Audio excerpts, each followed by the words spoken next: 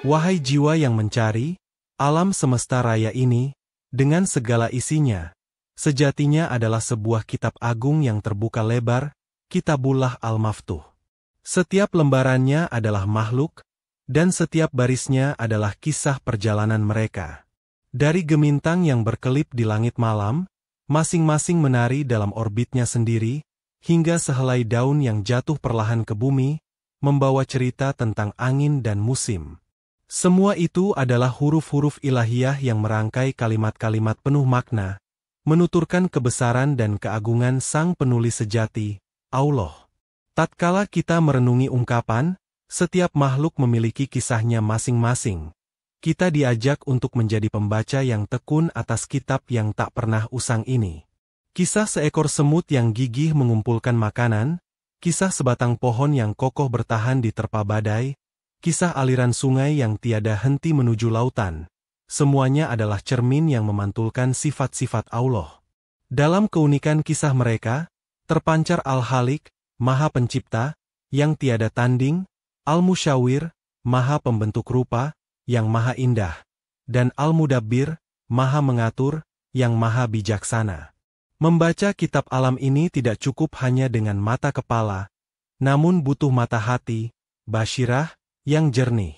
Hati yang telah disucikan dari debu-debu duniawi akan mampu menangkap pesan-pesan tersembunyi di balik setiap narasi. Para arifin billah, mereka yang telah sampai pada pengenalan mendalam akan Allah, melihat alam semesta ini bukan sebagai entitas yang bisu dan mati, melainkan sebagai majelis zikir yang agung, di mana setiap makhluk, dengan caranya sendiri, bertasbih dan mengisahkan keagungannya. Maka, janganlah kita lewatkan begitu saja kisah-kisah yang terhampar di hadapan kita. Setiap debu, setiap tetes air, setiap hembusan angin, memiliki narasi uniknya. Dalam keragaman kisah inilah kita menemukan jejak-jejak Sang Pencipta, yang menunjukkan betapa luas ilmunya, betapa tak terbatas kekuasaannya. Dengan merenungi kisah-kisah ini, kita membuka pintu menuju makrifat, pengenalan yang lebih intim kepada Allah, Sang Pemilik segala kisah. Setiap makhluk, tanpa terkecuali, membawa stempel keunikan yang tak terperi, laksana sidik jari takdir yang tak mungkin tertukar. Dari manusia yang dianugerahi akal dan kehendak bebas, hingga sebiji atom yang bergetar dalam hukum fisika yang presisi, semuanya memiliki alur cerita yang khas, skenario yang telah digariskan dengan detail yang sempurna. Ungkapan, setiap makhluk memiliki kisahnya masing-masing, adalah penegasan akan individualitas ilahiyah yang terukir dalam setiap eksistensi. Allah, dalam kemahatauannya yang azali, telah menetapkan bagi setiap ciptaan, program, khususnya. Sebuah bintang memiliki kisah kelahirannya dari nebula, masa hidupnya memancarkan cahaya, dan akhirnya kematiannya yang spektakuler. Seekor kupu-kupu memiliki kisah transformasinya dari ulat yang merayap menjadi kepompong yang diam, lalu mengepakkan sayap indahnya. Bahkan batu yang diam pun memiliki kisah geologisnya, tentang bagaimana ia terbentuk, tererosi, dan menjadi bagian dari lapisan bumi. Tidak ada pengulangan yang sia-sia, tidak ada duplikasi yang hampa makna. Para sufi mengajarkan kita untuk menghargai keunikan ini. Perbedaan kisah bukanlah untuk dipertentangkan, melainkan untuk dirayakan sebagai manifestasi kekayaan ciptaan Allah. Sebagaimana jari jemari di satu tangan memiliki bentuk dan fungsi yang berbeda namun saling melengkapi, demikian pula kisah-kisah makhluk yang beragam ini membentuk sebuah kesatuan yang harmonis.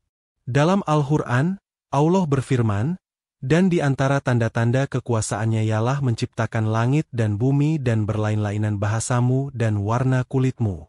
Sesungguhnya pada yang demikian itu benar-benar terdapat tanda-tanda bagi orang-orang yang mengetahui.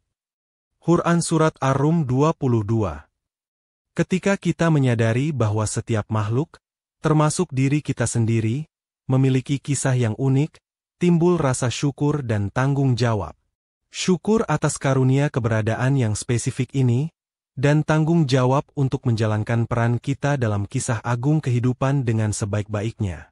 Kisah kita mungkin berbeda dengan orang lain, tantangannya pun tak sama, namun disitulah letak keindahannya. Sidik jari takdir ini adalah amanah untuk kita jalani dengan penuh kesadaran dan kepasrahan kepada sang penulis skenario.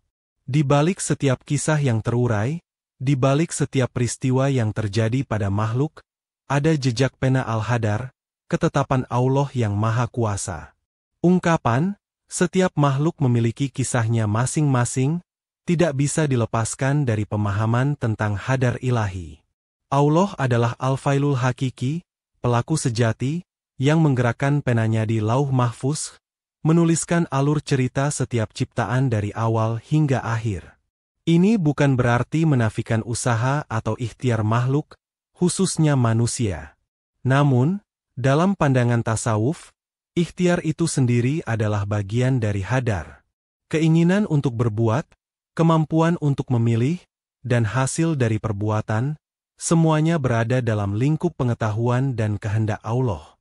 Memahami ini membawa ketenangan jiwa, karena kita tahu bahwa apapun yang terjadi, baik atau buruk menurut pandangan kita, adalah bagian dari rencananya yang lebih besar dan penuh hikmah. Para pencari jalan spiritual diajarkan untuk melihat jejak pena Al-Hadar ini dalam setiap detail kehidupan. Saat sukacita datang, itu adalah anugerahnya yang tertulis. Saat duka lara menerpa, itu adalah ujiannya yang juga telah tercatat. Sikap yang benar adalah ridho terhadap apapun yang telah ditetapkannya, seraya terus berusaha melakukan yang terbaik sesuai dengan tuntunan syariat.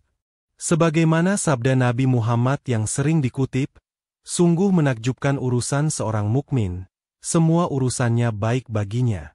Jika ia mendapatkan kesenangan, ia bersyukur, maka itu baik baginya. Dan jika ia ditimpa kesusahan, ia bersabar, maka itu baik baginya. Merenungi jejak pena Al-Hadar dalam setiap kisah makhluk melahirkan rasa tawakal yang mendalam.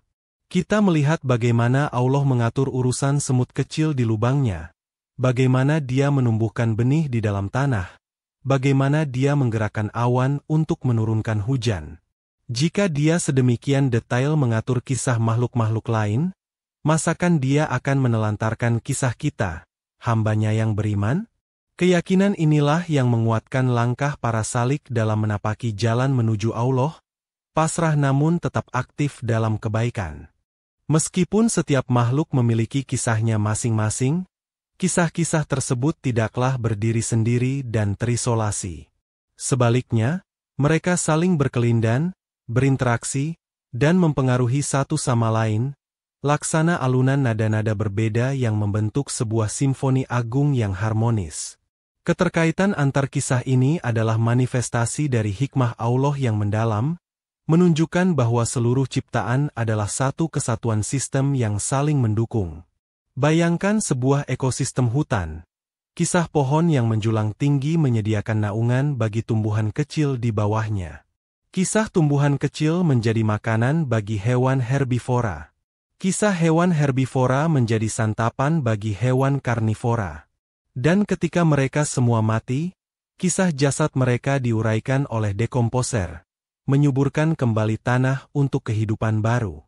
Setiap kisah adalah mata rantai yang tak terpisahkan, menunjukkan betapa indahnya tatanan yang diciptakan oleh Allah. Dalam dunia manusia, keterhubungan ini lebih kompleks lagi. Kisah seorang guru mempengaruhi kisah murid-muridnya. Kisah seorang petani menyediakan pangan bagi kisah penduduk kota. Kisah seorang pemimpin menentukan arah kisah rakyatnya.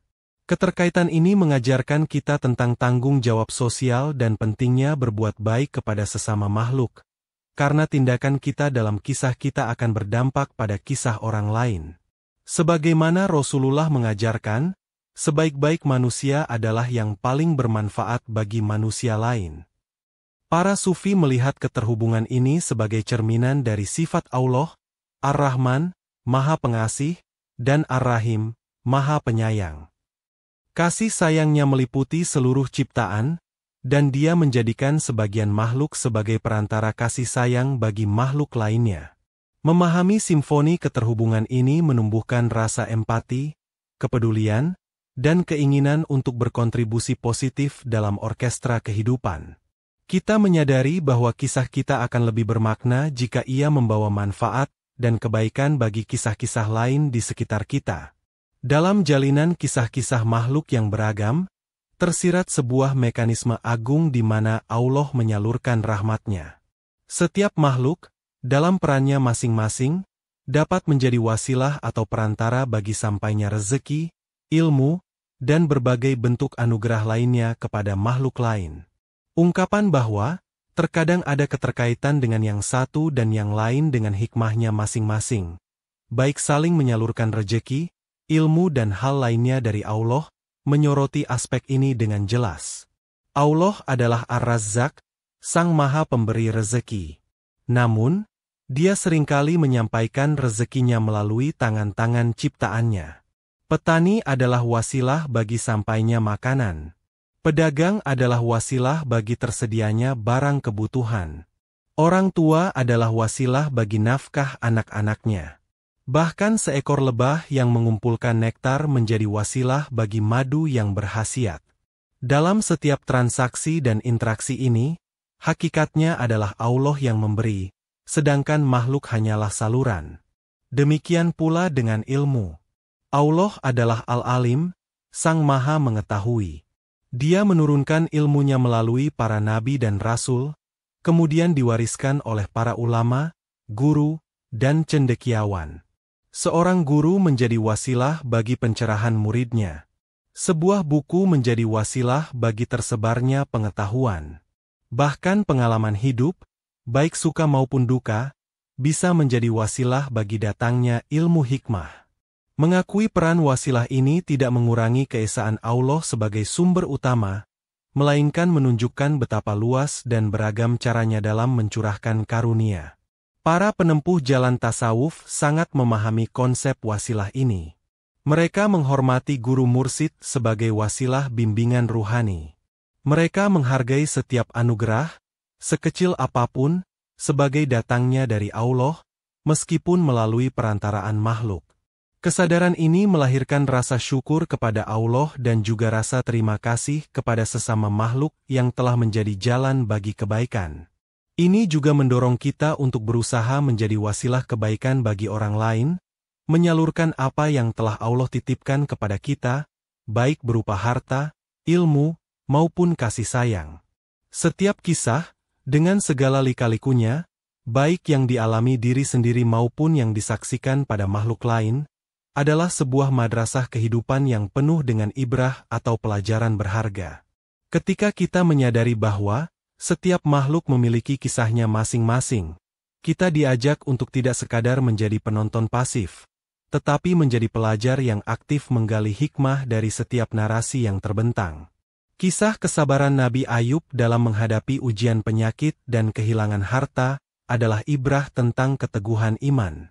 Kisah Fir'aun yang sombong dan berakhir tenggelam adalah ibrah tentang akibat kezaliman. Kisah semut yang berhasil memindahkan makanan yang lebih besar dari tubuhnya adalah ibrah tentang kegigihan.